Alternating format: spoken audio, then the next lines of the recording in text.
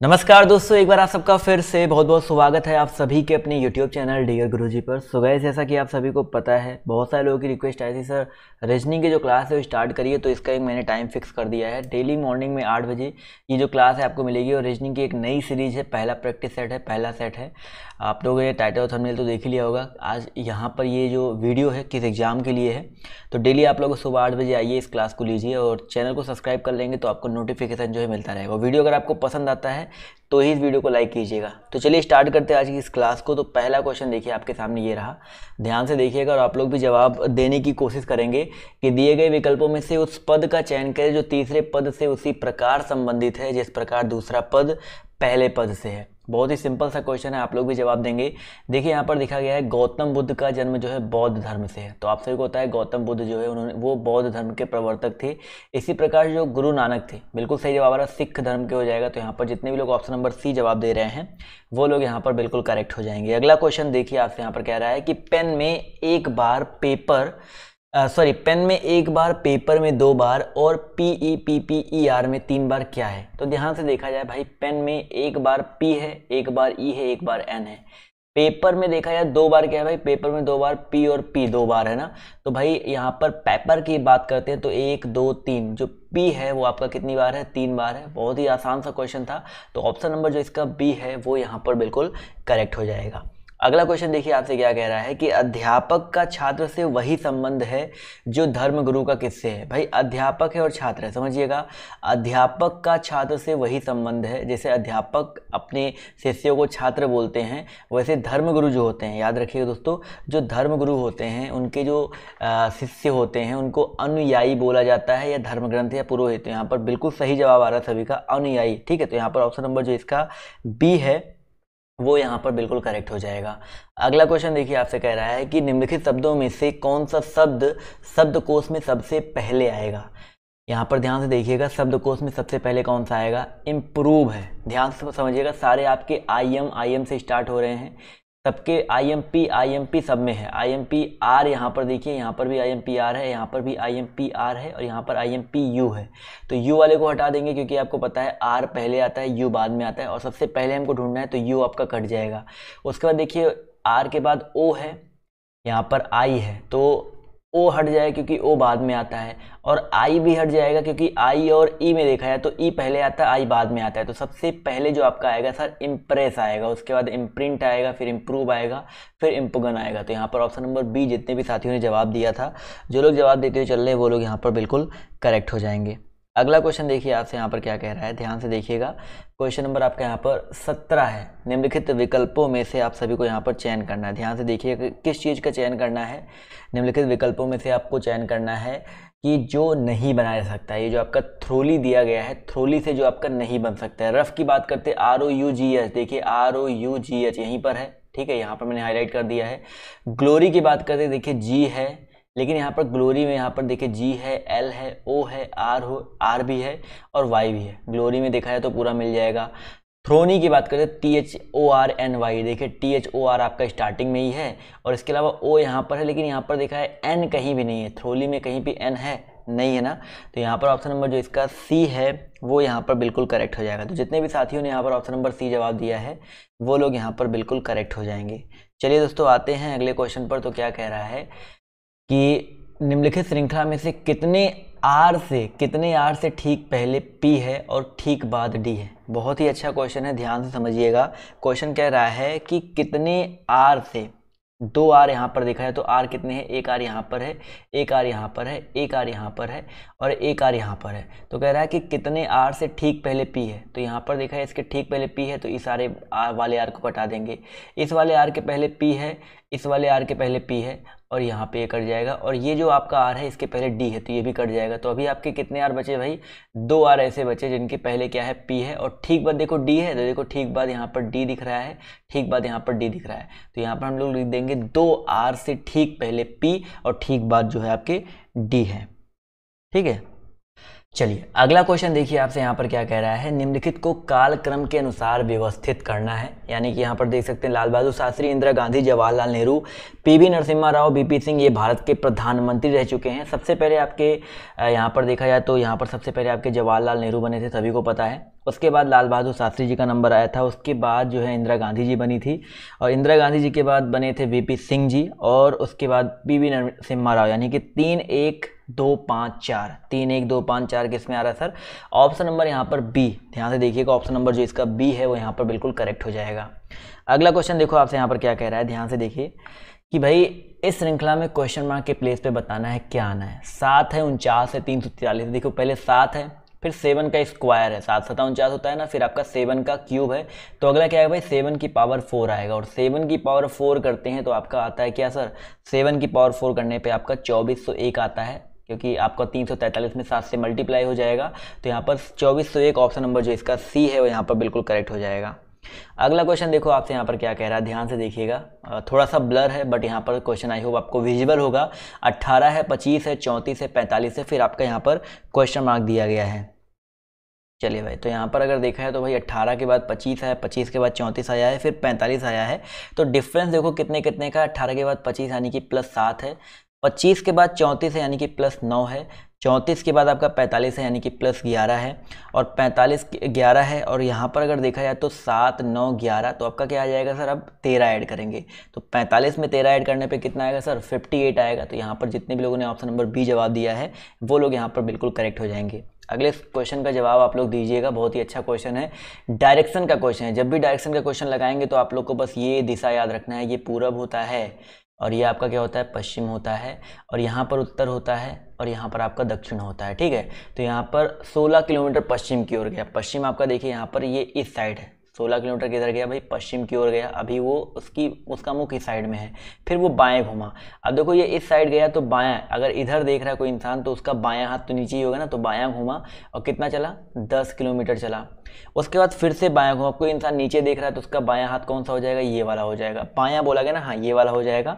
तो इसका बायां हाथ ये हो गया, और कितना चलता है भाई? 16 किलोमीटर पूरा चलता है। ठीक है, अभी ये 16 फिर से चल गया। तो गोपाल का प्रारंभिक बिंदु ये था, अंतिम बिंदु ये है। ये कितनी दूरी पर है सर? ये आपका 10 है, तो ये भी कितना आपका हो जाएगा? 10 ही हो जाएगा। तो ऑप्शन नंबर जो इसका सी है वो यहाँ पर बिल्कुल करेक्ट हो जाएगा। क्लियर है? अगला क्वेश्चन देखिए आपसे यहाँ पर क्या कह रहा है, शैलेंद्र लंबाई में केशव से छोटा किंतु राकेश से लंबा है। क्वेश्चन ध्यान से समझिएगा भाई, शैलेंद्र जो है लंबाई में केशव से छोटा है किंतु राकेश से लंबा है। तो यहाँ पर शैलेंद्र लिखते हैं और यहाँ पर केशव लिखते हैं। यहाँ पर समझिएगा क्वेश्चन क्या कहना चाह रहा है। एक मिनट इसको मिटा देते हैं। देखिए शैलेंद्र को ऐसे दिखा रहे हैं, और केशव से छोटा है यानी कि केशव से भी छोटा है, यानी कि इससे बड़ा आपका केशव हो जाएगा। ऐसे देखो, शैलेंद्र जो है केशव से छोटा किंतु राकेश से लंबा, यानी कि इससे ये जो लंबा है किससे है? राकेश से लंबा हो गया। तो ये आर यस के बन जाएगा। माधव सबसे लंबा है, और माधव सबसे लंबा, चलो माधव को भी सबसे लास्ट में रखेंगे। आशीष जो है केशव से कुछ छोटा और शैलेंद्र से कुछ बड़ा है। आशीष की अगर हम बात करते हैं, देखिए आशीष की बात करते हैं तो केशव से कुछ छोटा है। किससे छोटा भाई? केशव से आपका कुछ छोटा है, और परंतु किससे बड़ा है भाई? परंतु जो है शैलेंद्र से कुछ बड़ा है, यानी कि इससे बड़ा आपका क्या हो जाएगा? शैलेंद्र हो जाएगा। तो यस और के के बीच में देखिए यहाँ पर क्या आ गया है? ए आ गया है। ये चीज़ समझिएगा। यदि वे ऊंचाई से आरोही क्रम में खड़े हो तो दूसरे स्थान पे कौन होगा? तो यहाँ पर देखो पहले आर था, आर से बड़ा शैलेंद्र था, शैलेंद्र से बड़ा देखिए यहाँ पर इस सेकंड वाले कंडीशन से यहाँ पर कौन आया सर? आपका आशीष आया है, और आशीष से बड़ा केशव, और सबसे बड़ा आपका कौन है भाई? माधव है। तो ये आपका क्रम आएगा। आरोही क्रम में बोला गया है ना, तो सबसे छोटा, फिर बड़ा, फिर बड़ा, फिर बड़ा, फिर बड़ा। तो दूसरे स्थान पे कौन होगा भाई? दूसरे स्थान पे यहाँ पर देखा जाए तो कौन आ रहा है? शैलेंद्र ही तो आ रहा है। तो इसका जो करेक्ट आंसर है आपका क्या हो जाएगा सर? शैलेंद्र हो जाएगा।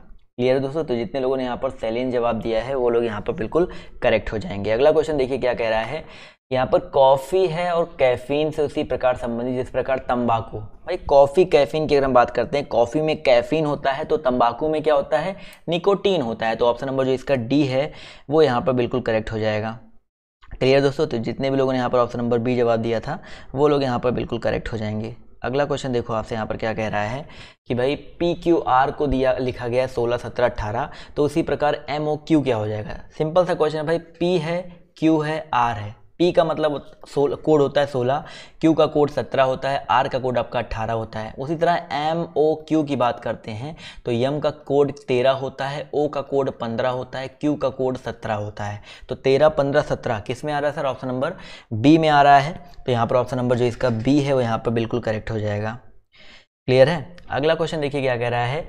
यहाँ पर आपको बताना है कि दिए गए शब्द में से उस शब्द को चुनना है जो बनाया जा सकता है। ध्यान से देखिएगा, कॉरेस्पॉन्डिंग है तो करेक्ट बन सकता है भाई, क्योंकि यहाँ पर टी आ रहा है तो ये तो नहीं बनेगा।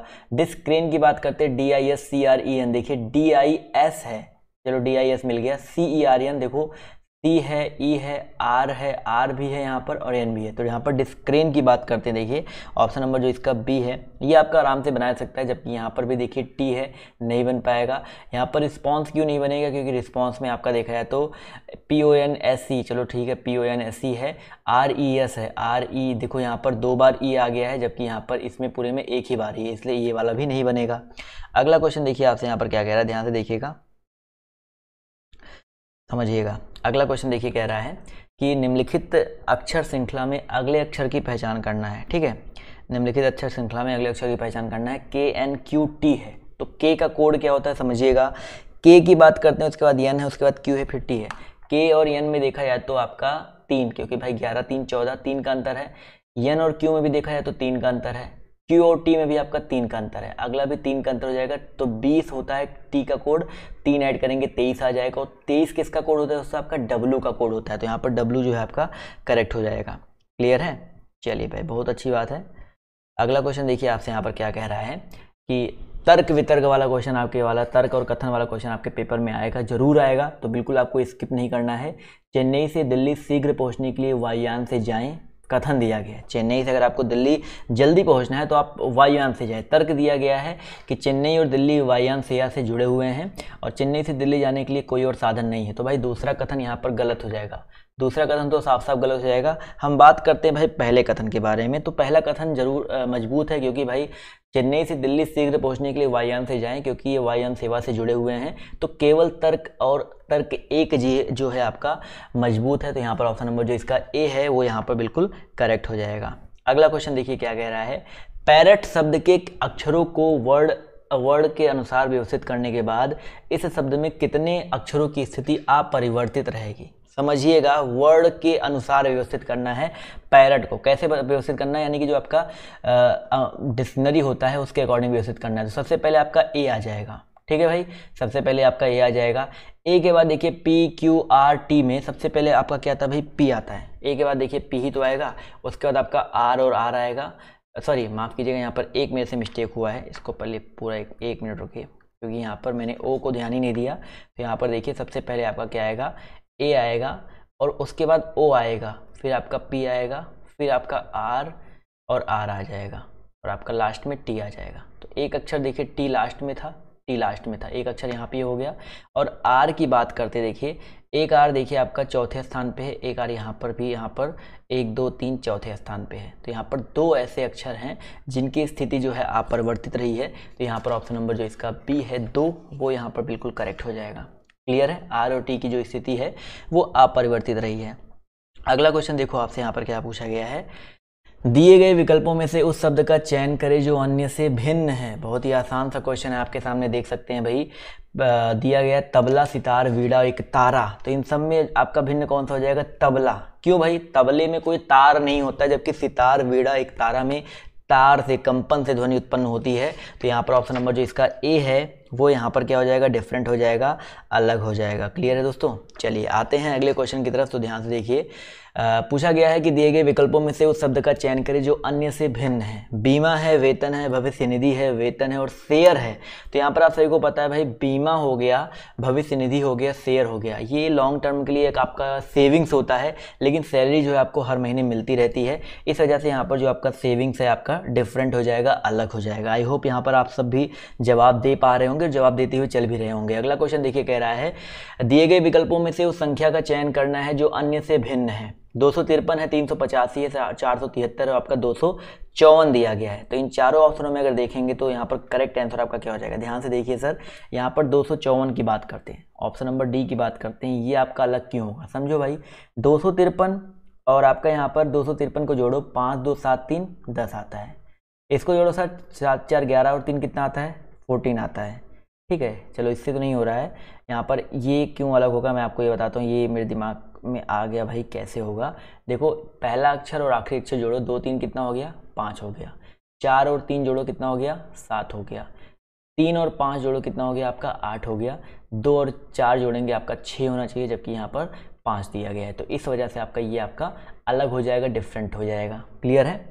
अगला क्वेश्चन देखिए, आपसे कह रहा है कि किसी भी छोर से शुरू करने पर यदि किसी पंक्ति में आपका नंबर 11वां है तो बताइए पंक्ति में कुल कितने व्यक्ति हैं। भाई किसी भी छोर से शुरू करने पर, यानी कि स्टार्टिंग से शुरू करो या अंत से शुरू करो, आपका प्लेस जो है आगे से भी 11वां आता है, पीछे से भी 11वां आता है। तो आप पंक्ति में कुल कितने व्यक्ति हैं, तो सिंपल सा, अगर आपको पता हो कि आपका आगे से भी स्थान 11 है, पीछे से भी स्थान 11 है, तो दोनों को जोड़िए और -1 कर दीजिए। तो 11 11 22 में से 1 घटा देंगे, 21 आ जाएगा। तो यहाँ पर ऑप्शन नंबर जो इसका सी है 21, वो यहाँ पर बिल्कुल करेक्ट हो जाएगा। क्लियर है।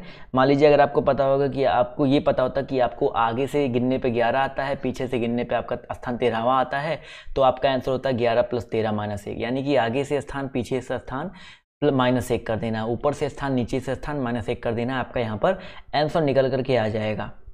अगला क्वेश्चन देखिए, कह रहा है कि यदि किसी महीने की 9 तारीख को रविवार के पहले वाले दिन पड़ती हो तो उस महीने की 1 तारीख किस दिन पड़ेगी। समझिएगा भाई, कह रहा है कि किसी महीने की 9 तारीख, जो आपका 9 तारीख है, रविवार के पहले वाला दिन यानी कि सैटरडे पड़ रहा है। रविवार के पहले वाला दिन क्या होता है, सैटरडे होता है। तो 1 तारीख को क्या पड़ेगा, तो भाई 9 को सैटरडे है तो उसके जस्ट 7 दिन पहले भी आपका क्या होगा, सैटरडे होगा। और 1 तारीख को क्या हो जाएगा सर, फ्राइडे हो जाएगा। देख सकते हैं कितना आसान सा क्वेश्चन था। तो यहाँ पर शुक्रवार जो है आपका करेक्ट हो जाएगा। जितने भी लोग यहाँ पर शुक्रवार जवाब दे रहे हैं वो लोग यहाँ पर बिल्कुल करेक्ट हो जाएंगे। चलिए आते हैं क्वेश्चन नंबर 135 पर। तो आपसे कह रहा है कि उस आकृति का चयन करें जो अन्य सभी से भिन्न है। देखो भाई, यहाँ पर त्रिभुज 2D आकृति है, 2 ही डायमेंशन इसके।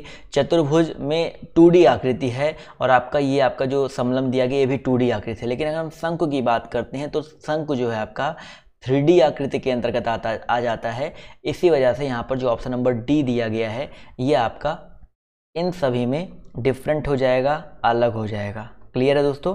अगला क्वेश्चन देखिए, इसी तरीके से यहाँ पर दिया गया है कि प्रश्नवाचक चिन्ह के स्थान पर कौन सी आकृति आएगी। ध्यान से देखो, इसको पहले था, इसको बायावर्त घुमा दिया गया है, उसके बाद एक बायावर्त और घुमा दिया गया, तो ये फिर से घूम करके यहाँ पे आ जाएगा, यानी कि इस तरफ से आपका कुछ बन जाएगा। और यहाँ पर देखा जाए तो ऑप्शन नंबर बी में उस तरीके का दिया गया है, तो ऑप्शन नंबर जो इसका बी है वो यहाँ पर बिल्कुल करेक्ट हो जाएगा। अगला क्वेश्चन देखो, कह रहा है कि एक पासे की 2 स्थितियां दी गई हैं, दिल की शक्ल सबसे ऊपर होगी तो सबसे नीचे क्या होगा। देखो दिल के विपरीत पूछा गया, क्या हो जाएगा। ध्यान से देखो, इन दोनों में कॉमन क्या है, आपका ये स्टार कॉमन है। देखो इसमें स्टार है, इसमें स्टार कॉमन है, तो इसको बामावर्त घुमाते हैं और इसको भी बायावर्त घुमा देते हैं। जब भी आपको इस तरह का क्वेश्चन मिले तो या तो आप बायावर्त घुमाओ या तो आप दायावर्त घुमाओ। जो कॉमन है पहले उसको इस तरह से लिख लो, उसके बाद बामावर्त घुमाएंगे। देखिए स्टार के बाद क्या आ रहा है, यहाँ पर गोला आ रहा है, और उसके बाद क्या आ जा रहा है सर, आपका यहाँ पर ये चतुर्भुज आ जा रहा है।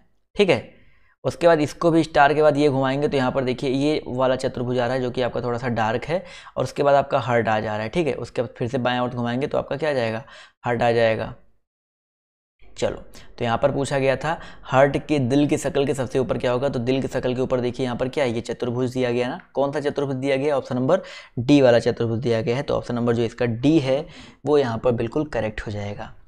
अगला क्वेश्चन देखिए, आपसे यहाँ पर क्या कह रहा है, यहाँ पर आपको त्रिभुज बताना है। एक क्वेश्चन आपका ये मान के चलिए कि आपका इस पेपर में आने ही वाला है, एक क्वेश्चन इस तरीके का। और यहाँ पर अगर हम बात करते हैं भाई त्रिभुज के बारे में, तो एक सतह पर त्रिभुजों की संख्या देखो यहाँ पर, पहली बात तो 1 2 3 4 5 6, एक सतह पर आपके 6 त्रिभुज तो आपको दिख रहे हैं। 2 सतह की अगर हम बात करते हैं, देखो यहाँ पर 2 सतह का मतलब होता है, यहाँ पर देखो आपका एक त्रिभुज तो ये हो जाएगा, एक त्रिभुज ये हो गया।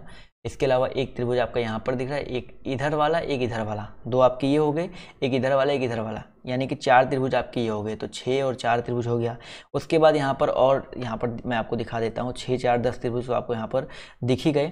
10 से ज़्यादा ही होगा, और 10 से ज़्यादा यहाँ पर ऑप्शन नंबर डी आ रहा है। तो आप ऐसे भी लगा सकते हो कि 6 आपको सामने दिख गए थे, 4 आपके वो वाले दिख गए, जो आपको ये वाला त्रिभुज दिख रहा था आपका, एक ये वाला और एक आपका ये वाला, एक आपका ये वाला नीचे वाला ऊपर वाला। इसके अलावा देखो आपका ये वाला त्रिभुज, एक त्रिभुज ये, एक त्रिभुज ये, और एक 2 त्रिभुज आपका ये हो गया। तो 6 4 10 2 12 आ जाएगा। तो टोटल त्रिभुजों की संख्या कितनी हो जाएगी दोस्तों, आपकी 12 हो जाएगी। ट्रिक वाले के क्वेश्चन मैंने कुछ त्रिभुजों को गिनने के ट्रिक भी क्वेश्चन बना रखे हैं, सर्च करेंगे तो मिल जाएगा मेरी आईडी पर।